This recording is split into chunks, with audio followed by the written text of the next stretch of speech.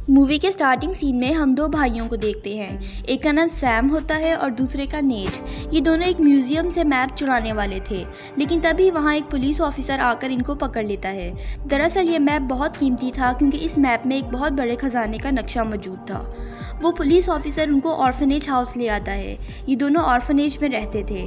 Orphanage की head officer police से कहती है कि आप नेट को छोड़ दें, वो अभी छोटा है। आप सैम को अपने साथ ले जाएं क्योंकि वो पहले भी बहुत दफ़ा चोरी कर चुका है। सैम कहता है कि वो अपना सामान समेटना चाहता है और फिर वो ऊपर आ जाता है। सैम पुलिस के साथ नहीं जाना चाहता था, इसलिए वो विंडो से भागने वाला था। वो नेट को बहुत सारी इंस्ट्रक्शंस देता है। वो नेट को अपना लॉकेट भी देता है और कहता है कि मैं तुम्हारे पास ज़रूर आऊँगा। इसके बाद वो विंडो से चला जाता है। फिर हमें 15 साल बाद का वक्त दिखाया जाता है, जहाँ नेट अब बड़ा हो गया है और एक जगह बार टेंडर के तौर पर काम करता है। नेट के पास एक लड़की आती है तो नेट बड़ी चालाकी से उस लड़की की पॉकेट से कुछ पैसे निकाल लेता है। नेट को छोटी छोटी चोरियाँ करने की आदत थी। उसे ऐसा करते हुए विक्टर देख लेता है और कहता है कि कब तक ऐसे छोटे छोटे काम करते रहोगे, मेरे पास तुम्हारे लिए एक बड़ा काम है। वो नेट को अपना विजिटिंग कार्ड भी देता है। नेट विक्टर को उस टाइम तो कह देता है कि मुझे तुम्हारे किसी काम में कोई इंटरेस्ट नहीं है, लेकिन फिर वो विक्टर के घर चला जाता है। वहाँ जाकर उसे वही मैप नज़र आता है जो कई साल पहले उसने और सैम ने चुराने की कोशिश की थी। नेट विक्टर से इस मैप के बारे में पूछता है तो वो उसे बताता है कि ये मैप मैंने और तुम्हारे भाई सैम ने मिलकर चुराया था। इसमें खजाने का रास्ता है। नेट कहता है कि ये सब झूठ है। अब वो इन बातों पर बिलीव नहीं करता। विक्टर कहता है कि ये सच है। फिर वो नेट को एक बुक दिखाता है जिसमें एक बहुत पुरानी शिप की पिक्चर बनी हुई थी। विक्टर कहता है कि खजाना इसी शिप में है। नेट विक्टर से सैम के बारे में पूछता है तो विक्टर कहता है कि सैम पहले मेरे साथ था, लेकिन अब वो यहाँ से जा चुका है और उसी ने मुझे बताया था कि तुम मेरी इस खजाने तक पहुँचने में हेल्प कर सकते हो। नेट ये काम करने के लिए एग्री हो जाता है। घर आकर वो अपने भाई सैम की चीज़ें देखता है और इमोशनल हो जाता है।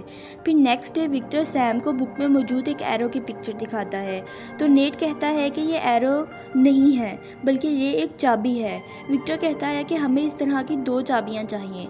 एक चाबी तो मेरे पास है, लेकिन दूसरी चाबी ऑगस्टाइन बिल्डिंग में है जो आज रात नीलाम होने वाली है और जिसे आज हमने चुराना है।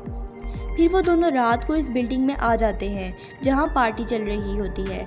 जब उस एरो की बोली लगना शुरू होती है तो नेट किसी तरह वो एरो चुरा लेता है। लोगों का ध्यान भटकाकर वो सूटकेस विक्टर को दे देता है। विक्टर वो सूटकेस लेकर जाने लगता है, लेकिन तभी एक लड़की आकर उसका रास्ता रोक लेती है। उस लड़की का नाम ब्रैट होता है। ब्रैट विक्टर की एक्स गर्लफ्रेंड थी। वो विक्टर से गन पॉइंट पर सूटकेस ले लेती है, लेकिन तभी वहाँ गार्ड्स आ जाते हैं तो विक्टर मौका देखकर ब्रैट से वो सूटकेस वापस लेकर भाग जाता है। नेक्स्ट डे विक्टर नेट को फ्रेज़र नामी लड़की से मिलवाता है। विक्टर नेट को बताता है कि खजाने की दूसरी चाबी फ्रेज़र के पास है। फ्रेज़र किसी तरह नेट को बातों में लगाकर उसे चाबी छीनकर भाग जाती है क्योंकि वो सिर्फ खुद खजाने तक पहुंचना चाहती थी। नेट उसके पीछे जाता है और उसकी कार के सामने आकर कहता है कि तुम्हें इन चाबियों का कोई फ़ायदा नहीं होने वाला क्योंकि तुम नहीं जानती कि ये चाबियां कहाँ लगानी है। ये सिर्फ मैं जानता हूँ। फ्रेज़र नेट की बात सुनकर कार से नीचे उतर आती है और इनके साथ डील करने को तैयार हो जाती है। फिर नेट बताता है कि ये चाबियाँ एक चर्च में लगेंगी। खजाने का रास्ता चर्च में है। फिर वो लोग चर्च में जाते हैं जहाँ कुछ देर ढूंढने के बाद उन्हें वो जगह मिल जाती है जहाँ ये कीज़ लगानी थी। वो जगह स्टैचू के नीचे थी। वो लोग कीज़ को क्लॉकवाइज घुमाते हैं तो काफ़ी सारे एरोस निकल आते हैं। फिर वो लोग कीज़ को एंटी क्लॉकवाइज घुमाते हैं तो नीचे एक रास्ता निकल आता है। ये लोग डिसाइड करते हैं कि नेट और फ्रेज़र नीचे के रास्ते से जाएंगे और विक्टर ऊपर के रास्ते से जाएगा। नेट अपने और विक्टर के फ़ोन को जीपीएस से कनेक्ट कर देता है। नेट और फ्रेज़र नीचे रास्ते से जाते हुए एक क्लब में एंटर हो जाते हैं जहां वॉन काडा के लोग उनके पीछे लग जाते हैं। वॉन काडा भी इस खजाने के पीछे था क्योंकि वो समझता था कि ये खजाना उसके ख़ानदान की मलकियत है। फ्रेज़र को एक दीवार में एक पज़ल नज़र आती है। वो उसे सॉल्व करती है और नेट वॉन काडा के लोगों का ध्यान भटकाता है। फ्रेज़र पज़ल को सॉल्व करके अंदर का रास्ता खोल लेती है और वो दोनों अंदर चले जाते हैं। आगे जाकर नेट और फ्रेज़र एक ऐसी जगह पहुंच जाते हैं जहां पानी भरने लगता है और वो यहाँ से तभी निकल सकते थे जब विक्टर दूसरी तरफ से चाबी लगाता। विक्टर भी वो जगह ढूंढ लेता है जहां उसे चाबी लगानी थी, लेकिन ब्रेट आकर उस पर अटैक कर देती है। ब्रेट अब वॉन कार्डा के लिए काम करती थी।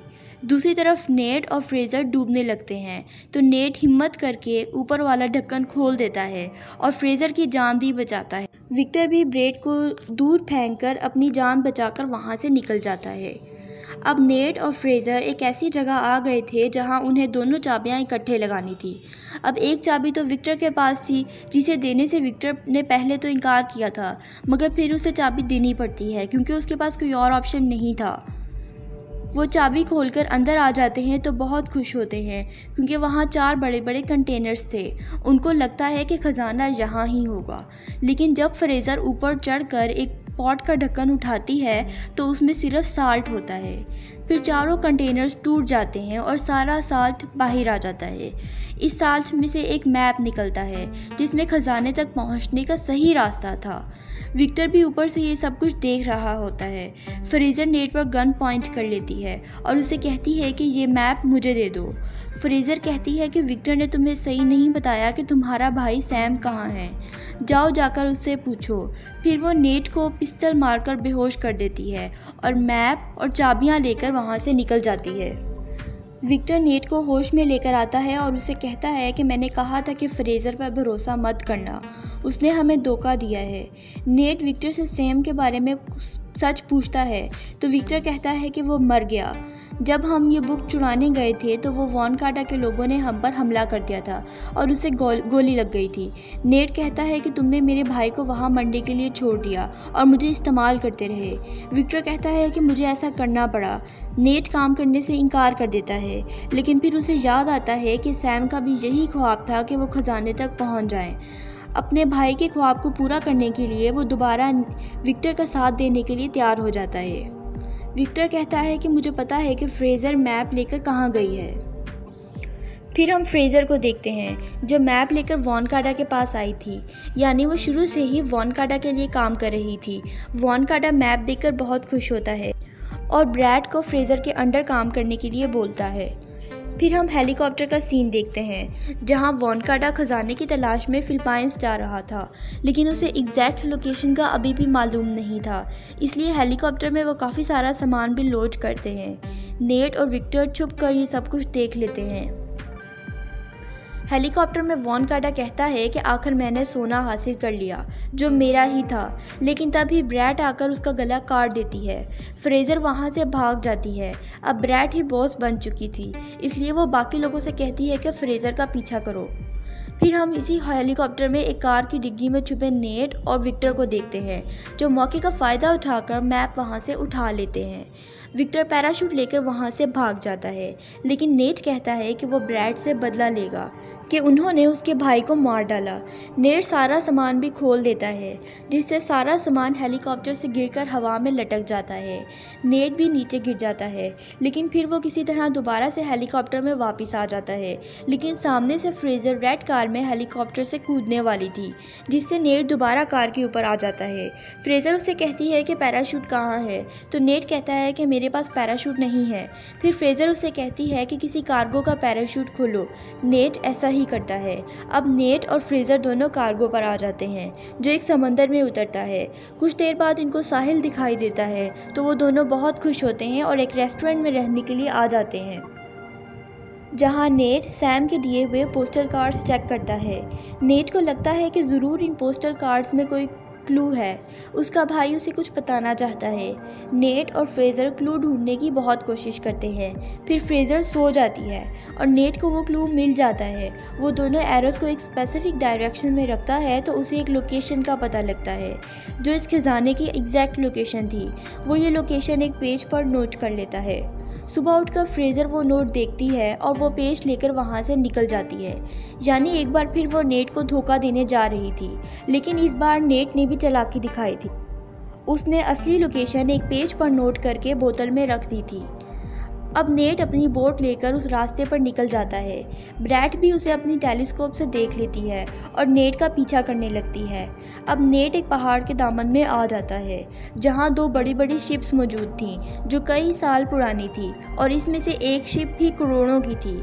नेट एक शिप पर जाता है जहां पीछे से विक्टर भी आ जाता है। विक्टर उसे बताता है कि तुमने हमारे मोबाइल को जीपीएस से कनेक्ट कर रखा था, जिस वजह से मैं यहां पहुंच गया। फिर वो लोग सोना ढूंढते हैं और उन्हें एक जगह सोना मिल जाता है। वो लोग खजाना देखकर बहुत खुश होते हैं, लेकिन तभी वहाँ ब्रैट आ जाती है। विक्टर और नेट दोनों शिप में एक जगह जाकर छुप जाते हैं। ब्रैट के आदमी हर जगह इनको तलाश करते हैं, लेकिन वो इनको नहीं मिलते। अब ब्रैट ये दोनों शिप्स हेलीकॉप्टर्स के ज़रिए अपने साथ ले जाने लगती है, क्योंकि उसके मुताबिक ये दोनों शिप्स 500 करोड़ की थीं। विक्टर और नेट शिप को हाईजैक करने का इरादा करते हैं और शिप पर मौजूद लोगों पर काबू पा लेते हैं। विक्टर ऊपर जाकर हेलीकॉप्टर को अपने कंट्रोल में कर लेता है और नेट शिप पर मौजूद लोगों से लड़ने लगता है। ब्रैट को पता चलता है कि विक्टर ने हेलीकॉप्टर को अपने कंट्रोल में कर लिया है, तो वो नेट की शिप पर अपने आदमी भेज देती है। नेट प्रोफेशनली इन सब लोगों से फाइट करने लगता है। नेट एक ट्रेडिशनल वे से बॉम्ब बनाकर इनकी तरफ उछालता है, तो दूसरा हेलीकॉप्टर डिस्ट्रॉय हो जाता है और सब लोग मर जाते हैं। दूसरी तरफ विक्टर भी हेलीकॉप्टर को वहां से निकालने की कोशिश करता है। हेलीकॉप्टर के तबाह होने की वजह से वो शिप भी डिस्ट्रॉय हो जाती है जिसमें ब्रैट मौजूद थी। ब्रैट जब ये देखती है कि शिप डिस्ट्रॉय होने वाली है, तो वो नेट की शिप पर आकर उसकी शिप का एंकर खींच देती है। वो एंकर समंदर में कहीं अटक जाता है, जिससे विक्टर प्लेन आगे नहीं बढ़ा पाता और विक्टर ने एक बैग में जो गोल्ड जमा किया होता है वो भी नीचे गिरने लगता है, जिसे बचाने के लिए विक्टर प्लेन को ऑटो पायलट मोड में डालकर आगे बढ़ता है।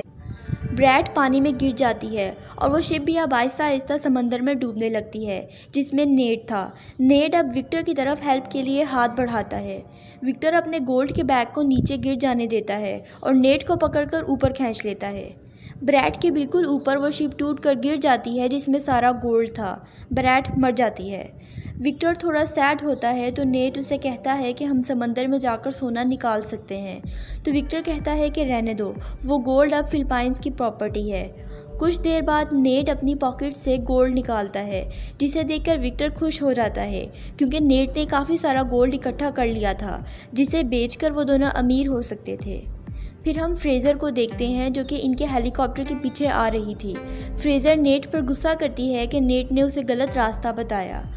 मूवी के लास्ट सीन में हम सैम को एक जेल में देखते हैं जो कुछ पोस्टल कार्ड्स लिख रहा था, यानी सैम जिंदा था।